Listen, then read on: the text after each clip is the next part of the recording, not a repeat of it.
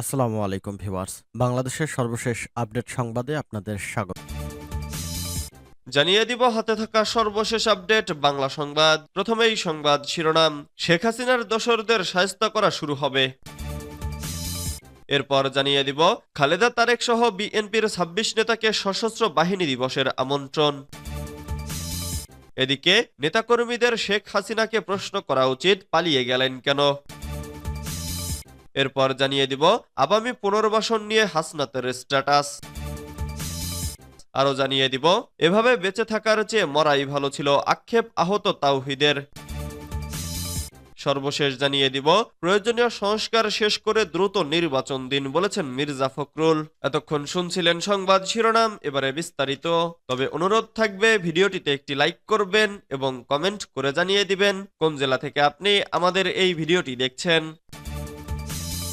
শেখ হাসিনার দোসরদের শায়েস্তা করা শুরু হবে। কেন্দ্রীয় কৃষক দলের সভাপতি ও ফরিদপুর ১ আসনের সাবেক সংসদ সদস্য খন্দকার নাসিরুল ইসলাম বলেছেন, ৫ আগস্ট শেখ হাসিনা সরকার পালিয়ে গেছে, কিন্তু তাদের দোসরদের রেখে গেছে। তারা আলফাডাঙ্গায় সশস্ত্র মিছিল করে শান্ত পরিবেশকে অশান্ত করার চেষ্টা চালিয়েছিল।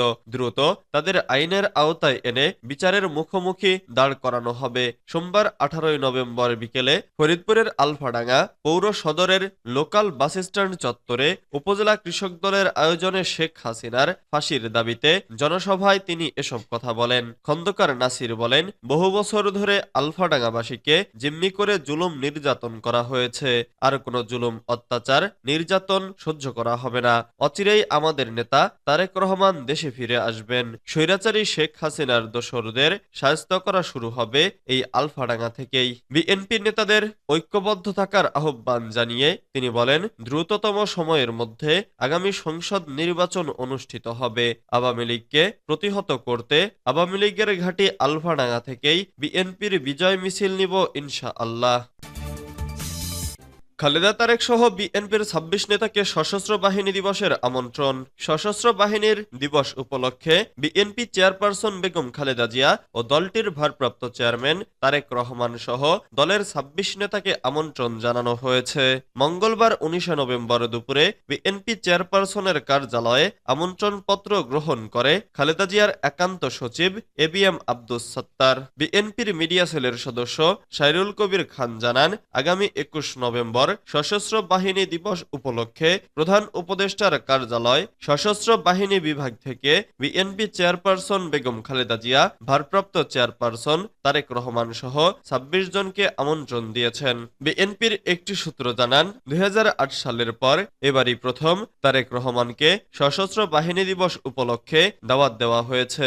এর আগে আওয়ামী লীগ সরকারের সময় সশস্ত্র বাহিনী দিবস উপলক্ষে অনুষ্ঠানে যেতেন খালেদা জিয়া। এরপর তিনি কারাগারে যাওয়ার পর বিএনপির প্রতিনিধি দল যেতেন। তবে সর্বশেষ গত ২ থেকে ৩ বছর বিএনপির পক্ষ থেকে দাওয়াতে কেউ অংশ নেয়নি বলেও জানা গেছে দলটির সূত্রে। নেতাকর্মীদের শেখ হাসিনাকে প্রশ্ন করা উচিত, পালিয়ে গেলেন কেন। আইন বিচার ও সংসদ বিষয়ক উপদেষ্টা অধ্যাপক ডক্টর আসিফ নজরুল বলেছেন, আওয়ামী লীগের নেতাকর্মীদের শেখ হাসিনাকে প্রশ্ন করা উচিত যে আপনি সবাইকে বিপদে ফেলে পালিয়ে গেলেন কেন। আজ মঙ্গলবার দুপুরে সচিবালয়ে আইন বিচার ও সংসদ বিষয়ক মন্ত্রণালয়ের সম্মেলন কক্ষে অন্তর্বর্তী সরকারের ১০০ দিন আইন মন্ত্রণালয়ের কৈফিয়ত শীর্ষক এক সংবাদ সম্মেলনে তিনি একথা বলেন। সাবেক প্রধানমন্ত্রী শেখ হাসিনার বিরুদ্ধে রেড অ্যালার্ট বিষয়ক এক প্রশ্নের উত্তরে ডক্টর আসিফ নজরুল বলেন, রেড অ্যালার্ট তো অন্য মেকানিজম। রেড অ্যালার্ট হচ্ছে আন্তর্জাতিক যে পুলিশ সংস্থার সদস্য আমার দেশে আমি যদি কাউকে না পাই তাহলে রেড অ্যালার্ট জারি করতে পারি। রেড অ্যালার্ট জারি করতে পারি, উনি হয়তো অন্য কোনো দেশে অন্য কোথাও যেতে পারেন। এটা দিয়ে সবাইকে সজাগ করে রাখলাম। সাবেক প্রধানমন্ত্রীর কল রেকর্ড ফাঁস প্রসঙ্গে এক প্রশ্নের জবাবে তিনি বলেন, এসব যদি সত্যিই ওনার কনভারসেশন হয়ে থাকে, এগুলো দেশকে অস্থিতিশীল করা, মানুষকে প্ররোচিত, উত্তেজিত করা, বিভ্রান্ত করার উদ্দেশ্যে করা হয়। আওয়ামী পুনর্বাসন নিয়ে হাসনাতের স্ট্যাটাস। আওয়ামী পুনর্বাসন নিয়ে স্ট্যাটাস দিয়েছেন বৈষম্য বিরোধী ছাত্র আন্দোলনের অন্যতম সমন্বয়ক হাসনাত আব্দুল্লাহ। মঙ্গলবার 19 নভেম্বর দুপুর 1টায় সামাজিক যোগাযোগ মাধ্যম ফেসবুকে একটি পোস্ট দিয়েছেন তিনি। ফেসবুকে হাসনাত লিখেছেন, আওয়ামী পুনর্বাসনের জন্য যারা উদ্যোগ নেবে তাদের ইতিহাস গণশত্রু হিসেবে চিহ্নিত করবে। ছেলেদের রক্তের ওপর পা রেখে দিল্লিকে কিবলা বানিয়ে ক্ষমতার মসনদে যাওয়ার আকাঙ্ক্ষা জনগণের মুক্তির নিয়ন্ত্রণের সঙ্গে বিশ্বাসঘাতকতা। আওয়ামী পুনর্বাসনের জন্য যারা উদ্যোগ নেবে তাদের ইতিহাস গণশত্রু হিসেবে চিহ্নিত করবে। জুলাই অভ্যুত্থানের স্পিরিটকে যারা ধারণ করে তারা গণমানুষের আশা আকাঙ্ক্ষার প্রতিফলন ঘটাতে চায়। তারা 24 পরবর্তী বাংলাদেশে আওয়ামী লীগের বিচার নিশ্চিত করার দাবি ছাড়া আওয়ামী লীগ নিয়ে রাজনৈতিক অঙ্গনে আর কোনো দ্বিতীয় বক্তব্য দিতে পারে না। এভাবে বেঁচে থাকার চেয়ে মরাই ভালো ছিল আক্ষেপ আহত তাওহিদের। পেশায় ইলেকট্রিশিয়ান তাওহিদ জানেন না তিনি আর কোনোদিন সুস্থ হবেন কিনা, পরিবারের সদস্যদের মুখে খাবার তুলে দিতে পারবেন কিনা আদৌ, কারণ সঠিক চিকিৎসার অভাবে আজ তার পা অকেজো হওয়ার পথে।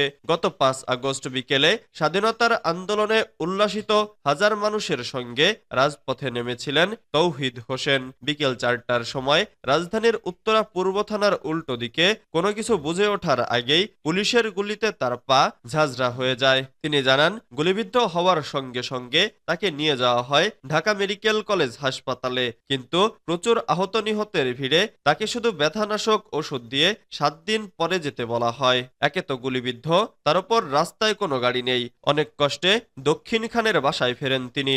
ব্যথায় কুঁকড়ে যাচ্ছিলেন। পরে সহ্য করতে না পেরে এক পরিচিত মাধ্যমে তিনি পঙ্গু হাসপাতালে যান। ঘটনার 5 দিন পর 10 আগস্ট তাওহিদের পা থেকে গুলি বের করা হয়। এরপর আর কোনো রকম উন্নত চিকিৎসা হয়নি।